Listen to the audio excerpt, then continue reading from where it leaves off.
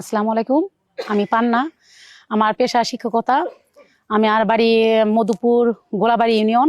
আসলে আমি এখানে বলতে আসছি আমাদের ধনবাড়ি এবং মধুপুর 1 আসনের ফকির মাহবুব স্বপন ভাই, ওনার সম্বন্ধে কথা বলতেছি।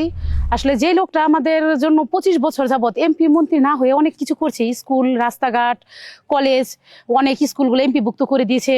তাহলে সেই লোকটাকে যদি আমরা সবাই মিলে ভোট দিয়ে যদি তাকে এমপি বানাই, সে আমাদের জন্য কি না করতে পারবে। তাহলে যে লোকটা এমপি না হয়ে আমাদের জন্য এত কিছু করছে, তাকে আমরা সবাই মিলে একটা ভোট দিই। সবার কাছেই আশাবাদী, তাকে আমরা সবাই একটা করে ধানের শীষে ভোট দিব। আর যারা ভোটার না, সবাই তার জন্য দোয়া করবেন। সবাই যেন ভোট দিয়ে তাকে জয়যুক্ত করতে পারি, তাকে যেন সামনে আমরা এমপি হিসেবে দেখতে পারি। এটুকু আপনাদের কাছে চাওয়া। 12 ফেব্রুয়ারি আমাদের জাতীয় নির্বাচন। আপনারা সবাই ভোট কেন্দ্রে গিয়ে যার যার ভোট দিবেন, আর সবাই ধানের শীষে ভোট দিয়ে আমাদের স্বপন ভাইকে এমপি বানাবেন। আর যারা ভোটার না, তারা সবাই আমাদের স্বপন ভাইয়ের জন্য দোয়া রাখবেন। আসসালামু আলাইকুম।